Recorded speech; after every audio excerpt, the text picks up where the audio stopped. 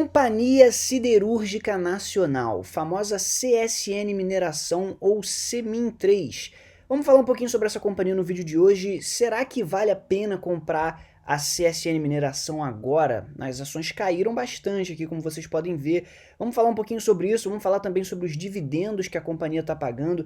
Esses dividendos são sustentáveis? O que esperar da CSN daqui para o futuro? Vamos falar sobre tudo isso no vídeo de hoje. Se você gosta desse tipo de conteúdo, já se inscreve aqui embaixo no canal e deixa o seu like no vídeo. Deixa um comentário aqui também, você tem CSN Mineração? O que você acha da empresa? Quero saber aí a opinião da galera. E é isso, né? Sem muito mais enrolação, vamos pro vídeo. Bom, só pra gente começar aqui, quem é a CSN Mineração, né? Vamos explicar um pouquinho de quem é a empresa, porque não é uma das empresas mais famosas da bolsa, nem uma das mais antigas. É uma empresa bem antiga, mas fez IPO recentemente, né? Então pode ser que tenha muita gente aí que não conhece muito bem a CSN. A CSN Mineração é a segunda maior exportadora de minério de ferro do Brasil, possuindo 3 bilhões de toneladas de acordo com o Joint Ore Reserves Committee. A companhia, controlada pela CSN, congrega duas minas, a Namisa e a Casa de Pedra, produtora de um dos minérios de maior qualidade da região produtora. Acho que tem outra parte aqui que é interessante da gente ler também. A projeção da companhia é que seja possível acrescentar uma produção de 103 milhões de toneladas por ano, com investimento estimado em 22,7 bilhões até 2033. Sua produção anual hoje é de 33 milhões de toneladas de minério de ferro.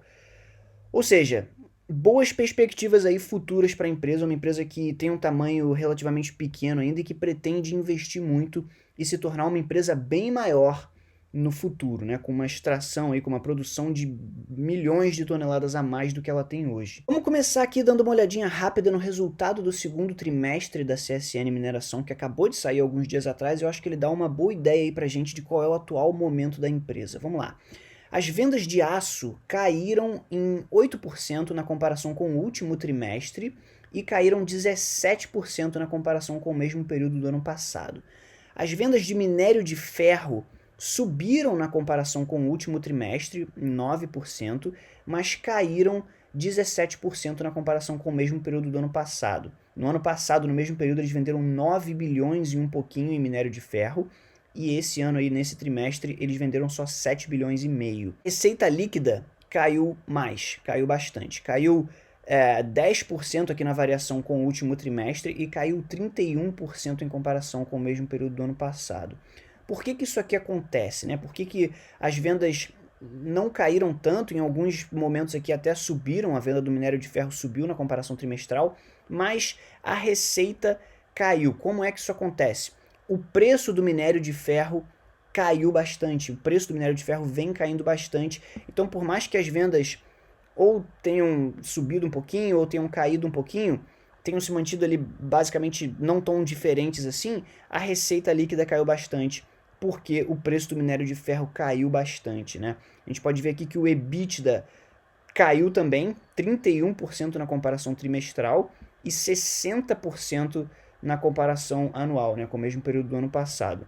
A gente pode ver que a dívida líquida ajustada subiu 13% aqui em comparação trimestral e quase 60% na comparação anual, e o indicador, né, dívida líquida sobre EBITDA, acabou subindo um pouquinho aqui também, 48% na comparação trimestral e 121% na comparação anual. Se a gente der uma olhada aqui no preço do minério de ferro, a gente consegue entender perfeitamente o que está acontecendo, né? O minério de ferro hoje está custando mais ou menos 100 dólares a tonelada, e esse preço aí não foi muito maior que isso nos últimos 3 meses, né, que seria o último trimestre, que começou mais ou menos aqui no começo de abril, e de abril até o final de julho, né, que seria o segundo trimestre, a gente viu o preço do minério de ferro caindo, basicamente, e nesses patamares aí de perto de 100 dólares. Por isso aqui, ó, na comparação, porque a comparação anual seria essa aqui, julho, fim de julho, né, mais ou menos aqui assim, até abril do ano passado. Então vocês podem ver que o preço do minério de ferro estava nas alturas. Por isso essa comparação aí anual é tão, digamos, até injusta, né? É por isso que ela ficou tão ruim assim no papel, e a CSN acabou até tendo uma receita bem menor, apesar das vendas terem caído menos, ou em alguns casos até terem subido, né? Acho que basicamente é isso aqui que explica. É uma empresa do setor de commodity, não tem muito o que fazer, né? Saiba disso antes de investir em empresas que têm relação com commodity. O preço da commodity vai ditar o desempenho da empresa, não tem muito o que fazer, né? Então, por isso aqui que isso aconteceu, não é um bom momento no quesito preço do minério de ferro, por isso a CSN está tendo aí um desempenho mais apertado, digamos assim. O desempenho foi bem melhor aqui no ano passado por conta desse spike aqui todo no preço do minério de ferro. E aí isso vai se refletir aqui, né, no lucro líquido da companhia, que esse trimestre foi de 369 milhões, bem menor do que no primeiro trimestre de 2022, que foi acima de 1 bilhão e 300 milhões, né, uma queda de 73% na comparação desse trimestre com o último, e uma queda ainda maior no lucro, aí, de 93% se a gente comparar com o mesmo período do ano passado, por causa do que eu acabei de mostrar aí pra galera, o preço do minério de ferro, que caiu horrores, né, mas como ponto positivo, a empresa ainda assim conseguiu lucrar, né, o que é uma coisa interessante. As margens da empresa vêm caindo bastante também, o que é normal, né? Porque o preço do minério de ferro despencou, então é evidente que as margens da empresa vão acabar despencando também. As margens eram bem interessantes, agora nem tanto. De qualquer forma, a empresa conseguiu um fluxo de caixa ajustado de 830 milhões, a empresa mostrando aí certa resiliência, mesmo num cenário que não é dos melhores aí no quesito macroeconômico, em que o preço do minério de ferro está abaixando, né, e está cada vez mais baixo. Ainda não está tão baixo quanto a gente já viu ele no passado, mas está bem mais baixo, e mesmo assim a companhia conseguiu aqui um fluxo de caixa ajustado positivo, interessante até, mas enfim, não é o melhor momento aí da companhia. E aqui a gente chega no endividamento da companhia, eu acho que isso aqui é um ponto interessante da gente comentar também, vamos lá. Em 30 de 6 de 2022, que foi basicamente o fim, né, do segundo trimestre, a dívida líquida consolidada atingiu 21 bilhões. Com a manutenção de um caixa elevado da companhia, a CSN realmente tem bastante dinheiro em caixa, e com o indicador de alavancagem medido pela relação dívida líquida sobre EBITDA atingindo 1,31 vezes, que é isso aqui, ó. A gente pode ver essa linha aqui de cima, a gente estava mais ou menos nos mesmos patamares no mesmo período do ano passado, aí a gente dá uma caída, porque a operação da empresa melhorou bastante, né? E agora a gente vem subindo de novo, e eles explicam aqui a razão para isso ter acontecido. Esse aumento da alavancagem é consequência da variação cambial e dos desembolsos realizados no período, como o pagamento de dividendos e JPC, além de algumas aquisições aí que a empresa fez. O que isso significa, né? Na minha opinião, qual é a minha tese sobre isso aqui? A CSN fez IPO recentemente. Se a gente olhar aqui, eles fizeram IPO no dia 19 de fevereiro de 2021. Como toda empresa que faz IPO, eles fizeram IPO num ótimo momento, né, obviamente, para eles, que era o auge aqui, deixa eu ver, 19 de fevereiro de 2021, mais ou menos aqui, ó. Estávamos não estávamos no auge ainda do preço do minério de ferro, mas estávamos já em preços altos, né? Como vocês podem ver, o minério de ferro já tinha subido bastante, eles provavelmente pegaram isso aqui como um bom momento para fazer IPO e fizeram, né? E aí, o que aconteceu? O preço do minério de ferro começou a cair ridiculamente depois disso. E aí, o que eu acho, né, que passou pela cabeça dos caras? Bom, tamo com uma operação boa, vamos pagar dividendo, vamos até queimar um pouco de caixa, pagar um dividendo aí pra galera, porque senão a galera vai ficar puta com isso aqui, porque as ações custavam 10 reais, né, quando eles fizeram a IPO. E depois disso começaram a cair.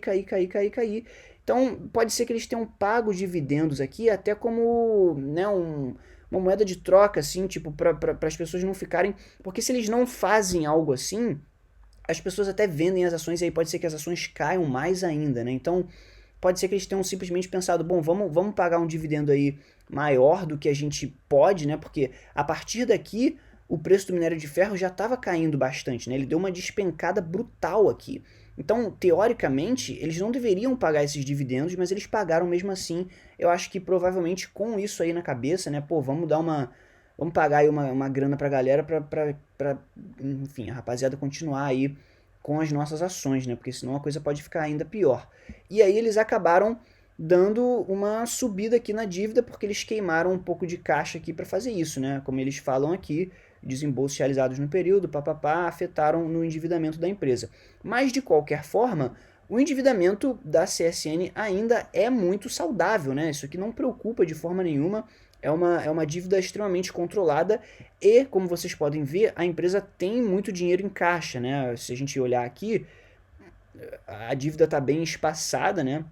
E isso aqui, enfim, não é nenhum tipo de problema, não deixa a empresa em situações ruins, né, ou perigosas no que diz respeito à falência, né? Elas têm bastante dinheiro em caixa realmente. Só que isso acaba causando um efeito interessante, né? Isso acaba causando uma daquelas clássicas, na minha opinião, armadilhas de dividendo. Porque o que a gente vê quando a empresa começa a pagar mais dividendos e ao mesmo tempo o preço da ação cai bastante, o que acontece? O dividend yield acaba ficando muito alto, né? E aí é aquela coisa, se você quer entrar na CSN visando isso aqui, provavelmente isso aqui não vai se repetir, né? Não vai continuar acontecendo, pelo menos não nesses níveis, por causa do preço do minério de ferro. O preço do minério de ferro tem caído bastante, já vem caindo há algum tempo. Na minha opinião, a tendência é que continue caindo, né? Por causa da desaceleração global que a gente está vendo, tanto nos Estados Unidos, essa questão toda da inflação e a taxa Selic subindo também, não só no Brasil, nos Estados Unidos também a taxa de juros subindo, isso acaba freando o setor imobiliário, né? Então a gente provavelmente vai ver um setor imobiliário mais fraco, isso representa uma demanda mais fraca pelo minério de ferro. Na China, a mesma coisa, as coisas desacelerando. Então não me surpreenderia se o preço do minério de ferro continuasse caindo, e aí isso vai acabar pressionando o resultado da CSN. Eles não vão pagar esse nível aqui de dividendos daqui para frente, né? Esse número aqui elevado, eu nem sei se esse aqui é o número correto, né? Porque isso aqui é diferente do que diz o Status Invest. Eles estão pagando um dividend yield de 14% segundo o Status Invest, mas, enfim, é um dividend yield elevado também. Eu acho que isso aqui não vai se repetir, não vai se manter, né? Eu não diria que isso aqui é sustentável. Então, uma daquelas clássicas aí, armadilhas de dividendo, a não ser que eles continuem queimando caixa para pagar dividendo. Eles poderiam fazer isso, porque eles têm bastante dinheiro em caixa, mas não acho que eles vão fazer, e também se fizessem não acho que seria uma boa escolha, né? Então, acho que é mais ou menos por aí. Por outro lado, o preço das ações já caiu bastante, como vocês podem ver aqui desde o IPO, e está começando, né, a chegar aí, na real já até deu uma subida aqui, já esteve mais baixo do que isso, mas estamos aí em níveis que são interessantes, né? Obviamente, se você estiver olhando para o longo prazo, a gente está falando de uma empresa que não tem muita dívida, tem muito dinheiro em caixa, é uma empresa bem gerida, né? E é uma das maiores do Brasil, é uma empresa bem interessante para o longo prazo até, eu diria, mas não é aquela empresa que eu compraria agora, né? Porque eu acho que as coisas podem ficar piores aí para a CSN, eu acho que o preço do minério de ferro pode cair mais, eu acho que esse balanço aí da CSN pode ficar um pouco mais apertado aí ainda mais para frente. Então eu, apesar de começar a achar isso aqui interessante, né? Não compraria ainda agora, porque eu acho que as coisas ainda podem ficar piores, né? Commodities é aquela coisa. Uma hora tá lá em cima, outra hora tá lá embaixo. Você quer comprar quando elas estão lá embaixo, quando ninguém quer, quando não existe demanda, tipo, quando a gente começou o Covid, assim. Essa é a hora que você quer comprar esse tipo de empresa. Ela nem estava listada nesse momento, né? Mas, enfim, commodities em geral, esse é o momento que você quer comprar elas, quando ninguém quer, e esse não é o momento ainda com a CSN Mineração, né? Eles ainda estão pagando bastante dividendo.